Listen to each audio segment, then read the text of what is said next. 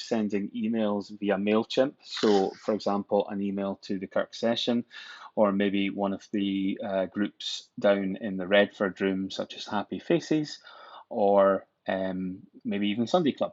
So let's start right now by going into our browser, which is where the MailChimp setup is. So if you go into the Chrome browser and then go to the CPC drop-down folder, click on that and select Login MailChimp. All right, now currently it's a login under my own name, but what we'll do is we will change that to a more generic church office one, so that the church office has the account as opposed to me as an individual. And if you just press login, it should be already populated with the password and ready to go. So this brings you to the audience tab of MailChimp, which shows you under this drop down here the various audiences that we send messages to. And what we want to do for this one is I'm going to pretend that we're sending a notice to the Sunday Club members to say when Sunday Club starts up again in August. So I'm going to select that one there, and then I can see that 14 of them on the list are all subscribers. So we don't have anybody who have fallen off the list or who have withdrawn their permission to send an email. That's the first thing to check. If the number is different here, go into the larger number and check who's actually off the list and why they're off the list. If it's because they're not here anymore, then that's fair enough. They'll maybe have unsubscribed themselves when they've received something for us. But it's always a good idea just to check to make sure before you go ahead and start sending something. So once we've checked the audience that we're sending it to, if you go over to this button here called Create and press that, and what we're going to do is we're going to send an email. All right. And the campaign is going to be called Sunday Club Startup date, but in brackets I'm going to put demo so that we don't get it confused in another campaign. All right. So if we press begin, I should say that campaign name that you've just set up there, you'll see it's been put there. That is never publicly shown to anybody, because separately you will decide what the subject line of the email is going to be that you're sending to people. So this really here is a reference for us to know which campaign we're talking about when we're looking down the list. So the first thing it's asking here is, who are you sending this campaign to? And you click on the button and then you choose your audience. So in this case, we're going to choose the list called Sunday Club that we've already checked in terms of membership. Now, this box here, personalize the to field, what this does is it allows the system to actually put a name as opposed to just an email address in the email. So this is in the header of the emails that you see. So I'll have the person's name. So we were going to click that, and then from the tags that are available in this drop-down menu, you're going to put first name, last name, or F name, L name as they have it. Okay, and that just makes it tidy. It makes it consistent for everybody who receives the email as well. And once you've changed that setting, if you just press save. The next section here is going to be who the email is actually coming from. So if you click on edit from, this is where you'd be able to put the details of who's actually sending the email. So if it was church office, or if it was one of the ministers, or if it was the session clerk or whoever, you would put their details in here. Already at the moment, Gail's details are populated, but she might not want replies to this email all going to her. So what you could do, for example, is still have Gail's name in the first box here, but in the second box, you could, for example, put the church office email address. So that's what I'm going to do just now.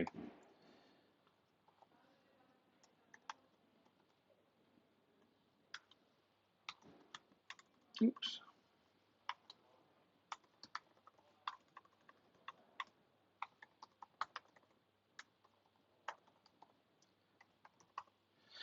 Okay, so that's that in there. And again, once you've completed all of this, just press save. And this is taking you through the various sections. And you'll see that these ticks will turn green once we've completed them. And the next one, as I talked about before, is where you actually select a subject line for your email. So in this in this case, what we're going to do, date for your diary, Sunday Club starts on, and let's say, I don't know if this is the case, but let's say it's the 18th of August 2019. All right, and press save. And this is where we then come to actually design the email itself. Now, some of this work is already done for you, I'm pleased to say. So you would click on the link here, and then if you go to saved templates, you'll see that there's a couple of Colinton ones already formatted here. And what you're going to do is select the KS one just now, just for simplicity's sake, because that has an email signature in it. But we might in time develop a Sunday Club one. But as I say, so you've now got some basic text in here that you can change to your heart's content. So click on that box, and the first thing you want to do is to use the system to put in an automatic field. So we're going to put the first name of the individual who's receiving the email there, and then a comma. This is just like doing a mail merge on Microsoft Word, if you remember back in the old days, how you had to select fields if you were doing a mail merge for things like address lines and names and dates and things like that. So that's exactly what we're doing here with MailChimp. And then what we're going to do is delete this text here, which is really a kind of Kirk session type bit of text. And then here, this is where you would put the message from the person who's actually writing the email. So in this case, if it's the Sunday Club, it would be the associate minister who's doing it. So Gail's given me some text to put in, but I'm just going to make it up just now, just to let you know that the first Sunday of Sunday Club in August will be on the 18th. The service that morning is at 10:30 a.m. and registration for Sunday Club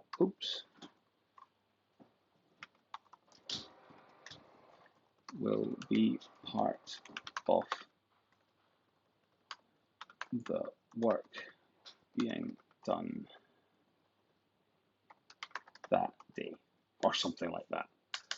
Hope you are having a nice summer. And then kind regards, and this is where we'd obviously change the signature here, turn that into Gail. Oops. And then put Gail's name here as well. And then that's essentially ready to go. All right. So what we're going to do at the moment is we're going to save and close only the box that we've opened here, because you'll see that there's a number of different boxes that you can have on your email. You can have a header block, you can have the bottom box. Generally speaking, if you try and not put any additional text in this box down here, because that's the kind of automated text that explains to people, for example, why they've had the email, what list they're a part of, and that sort of thing. So generally the box that you're going to make changes to is this one here. The other thing that you can do is you can also add in an attachment. So let's imagine that Gail wanted to send a flyer for something that's taking place either later on in August or September or something. And what we're going to do is we're going to put the attachment in here. So what you would do is you would just type whatever you want it to be. So in this case, flyer, and then select that text, press the link button there, and then change web address to file. And this is an area which has a number of files in it that have been sent out on MailChimp since we started using it in the church. And what you're obviously more than likely going to want to do at this point is upload a new flyer. So let's click on upload. We'll go to an old flyer that I've got hanging about in my other folder. So let's should be able to find a flyer in here easy enough. There we go. So okay, Harvest Appeal flyer. Okay, it's not obviously what we're talking about here, but just to demonstrate, I've selected it, it's being uploaded over here, and then that's ready to go. So if you close that box with the X and then put a tick in this box here, this is the attachment that you're going to have on the email now. It's not going to show, that image isn't going to show, it's going to be an attachment, just like you would get an attachment to a normal email. And I'll show you how to do an image as well, because that's slightly different. So press insert there and press insert there. And what that now does is that it makes that flyer link that you see there an actual link. So when somebody clicks on that, it will take them to that image that's hosted on the MailChimp servers. If you actually wanted to put in an image to the email, like we've done down here for the email signature, that's a slightly different process. And what you would do is you would click on the image button there, and this is where you would select a picture. So we're going to use the same one again, just to illustrate what we're talking about with regard to the flyer. So it'll go as an attachment, but it'll also show in the email as well. So select it and then press insert. And at this point, it's going to ask you for the height and width of the image. Now, we certainly don't want it to be that big. These numbers here are in pixels, and that's way too high for our email. We don't want our width to be anything more than, I would say, about 350. So we'll make it 350 and save and insert image. And as you see, it drops in there quite nicely, and that's how you would make an image appear in the email. So we've now finished our email and we're ready to send it.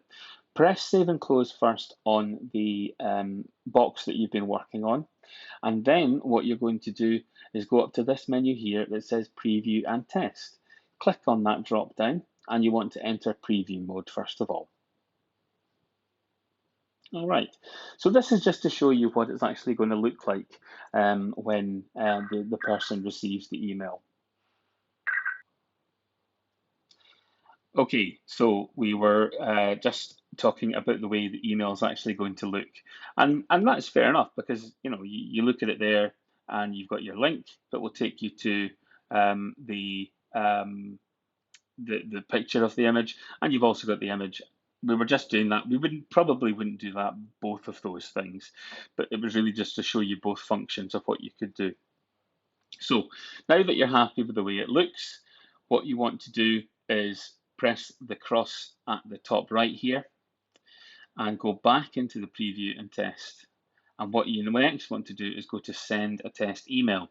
And this is where you're basically going to do what it says. You're going to send a test email to make sure it works, make sure that it comes through, and indeed what it looks like when it's received in the email client.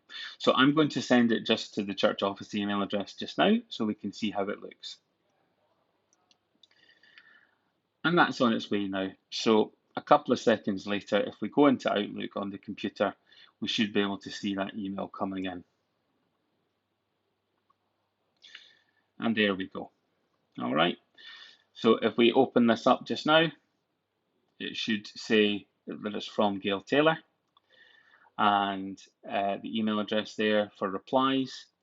Dear, now in this case, because we've done it as a test email, it's not selected the field information for the individual that's going to receive it. But in the live email that gets sent out, it would be the name of the person who's going to receive it. And just scrolling down to check that everything looks okay, that all looks fine. And all the legal details are down here, and you'll notice that it says you're receiving this email as the parent or guardian of a member of Sunday Club at Colinton Parish Church. That's important under GDPR regulations, that people know why they've been sent the email, and it helps to cut down on unsolicited messages that people receive if we can genuinely say, well, here's the connection that we have between you and us. So that all looks okay, and I'm happy that the email is now ready to send. So we go back into the browser, press save and close, and that will take us to the kind of final setup here. You're all ready to go. There's nothing more to actually do. The only button you want to press is this one here, okay?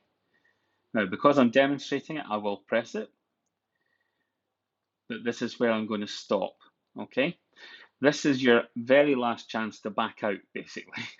If you think, well, maybe I'm not sure about something, let's go back and check it. This is your last chance to check that before the mail goes out. Now, because we've done this as a demo email, we're not going to send it out to people, because otherwise I would press send now and then you would get a high five from the MailChimp. Yeah. And and then obviously the email would be sent. But because we're doing it as a demo for you, we're going to press cancel here. But that's what you would do. You would press send now, the monkey would press the button, and your email's gone.